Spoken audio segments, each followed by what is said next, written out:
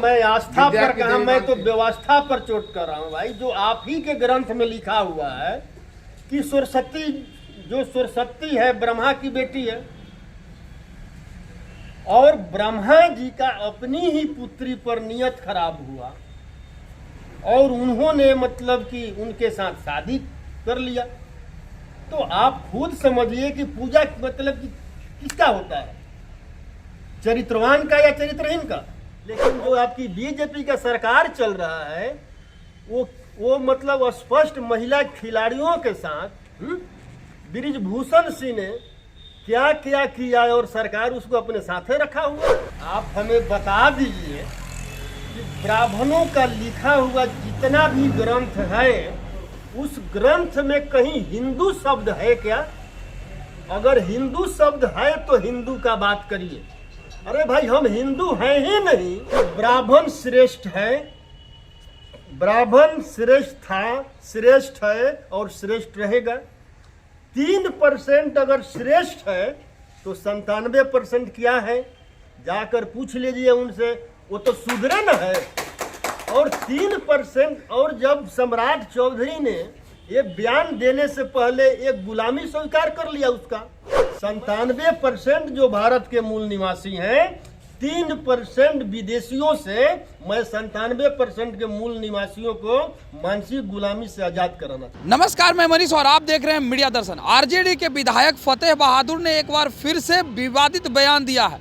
फतेह बहादुर ने कहा है कि अब सभी विद्यालय में ज्योतिबा फुले की पूजा की जानी चाहिए, ना कि सरस्वती की, क्योंकि सरस्वती एक चरित्रहीन स्त्री थी। आइए सुनते हैं फतेह बहादुर ने क्या कुछ कहा है। भाई फुले का प्रतिमा लगे और उनका जो जिस तरह प्रार्थना होता है विद्यालय स्टार्ट में, इनका वंदना होना मतलब कि चाहिए। स्कूल में पढ़ाई शुरू होने से पहले हर रोज, और 3 जनवरी को इनका जयंती है। हर विद्यालय में 3 जनवरी को इनका जयंती मना करके हर विद्यालय में याद करना चाहिए, क्योंकि शिक्षा की देवी यही है, न कि सरस्वती है। नहीं तो आस्था तो बड़े लोगों की है, बहुत बड़ी एक आबादी है जो सरस्वती को। अरे मैं आस्था पर कहा, मैं तो व्यवस्था पर चोट कर रहा हूँ भाई। जो आप ही के ग्रंथ में लिखा हुआ है कि सरस्वती, जो सरस्वती है ब्रह्मा की बेटी है, और ब्रह्मा जी का अपनी ही पुत्री पर नियत खराब हुआ और उन्होंने मतलब कि उनके साथ शादी कर लिया। तो आप खुद समझिए कि पूजा मतलब कि किसका होता है, चरित्रवान का या चरित्रहीन का। और ये भी चरित्रवान चरित्रहीन वाला बात मैं नहीं बोल रहा हूँ, ये संत कबीर दास ने मतलब कहा है। मैं उनका कहा हुआ बात कह रहा हूँ, उनका ग्रंथ आप मतलब पढ़ लीजिए। तो राजनीति में भी तो चरित्रहीन कई नेता ऐसे दिखते हैं जिनके बारे में धारणा है या समाज मानता है, वैसे लोग बड़े बड़े पदों पर चले जाते हैं। सजा मिलता है ना। जो नेता बलात्कार करता है, जो नेता चोरी करता है, अपहरण करता है, उसको सजा मिलता है ना। लेकिन जो आपकी बीजेपी का सरकार चल रहा है वो मतलब स्पष्ट महिला खिलाड़ियों के साथ ब्रिजभूषण सिंह ने क्या क्या किया और सरकार उसको अपने साथे रखा हुआ है। और इसलिए रखा हुआ है कि मनु स्मृति में मतलब कि वही अधिकार उसको है। मनु स्मृति में बहुजनों का कोई अधिकार नहीं है। आप जो आयोजन कर रहे हैं डेहरी के पड़ाव मैदान में, उसमें जो आपने अतिथि आमंत्रित किया है उसमें डॉक्टर प्रोफेसर चंद्रशेखर हैं, जो हिंदुत्व और सनातन के विरुद्ध बोलते रहे हैं और उसके लिए सुर्खियों में आए हैं।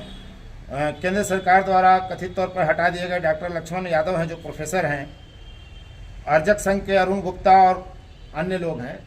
मकसद क्या है आपका? कहीं ना कहीं तो कोई राजनीतिक एजेंडा होगा।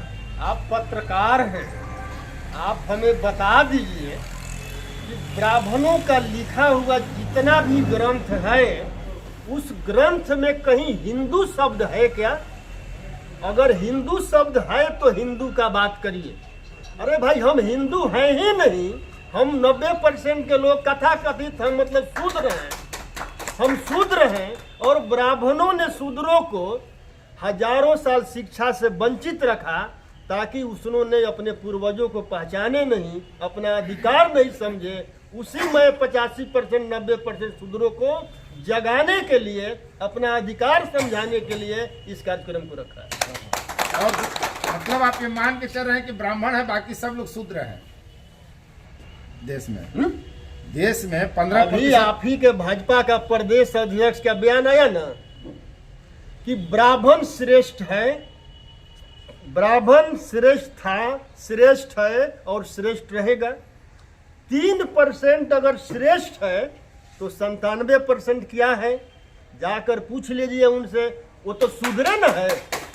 और 3%, और जब सम्राट चौधरी ने ये बयान देने से पहले एक गुलामी स्वीकार कर लिया उसका कि मैं भाई तुम्हारा गुलाम हूं। मतलब आने वाले लोकसभा चुनाव में राजद का एजेंडा यही रहेगा, शूद्र बनाम अन्य या ब्राह्मण बनाम अन्य शूद्र। हम ये सामाजिक बदलाव की बात कर रहा हूं, मैं राजनीतिक बदलाव इसका की बात राजद नहीं से कर- कोई लेना देना नहीं है। अरे ये पूरे बहुजन समाज के लोगों का भविष्य का बात है। हम प्रकाश की तरह, हम पूरे बहुजन समाज के लोगों को, जो 97% भारत के मूल निवासी हैं, 97% जो भारत के मूल निवासी हैं, 3% विदेशियों से, मैं 97% के मूल निवासियों को मानसिक गुलामी से आजाद कराना चाहता हूं। तो आपने सुना, फतेह बहादुर सीधे तौर पे ये कहते हुए नजर आ रहे हैं कि विद्यालय में अब ज्योतिबा फूले की पूजा की जानी चाहिए, ना कि सरस्वती की, क्योंकि आप लोग ही के ग्रंथों में ये लिखा हुआ है कि ब्रह्मा की पुत्री थी सरस्वती और ब्रह्मा ने अपनी ही पुत्री से शादी कर ली, तो फिर चरित्रहीन स्त्रियों की पूजा कैसे हो सकती है। इस तरह के तमाम अपडेट के लिए देखते रहें मीडिया दर्शन। धन्यवाद।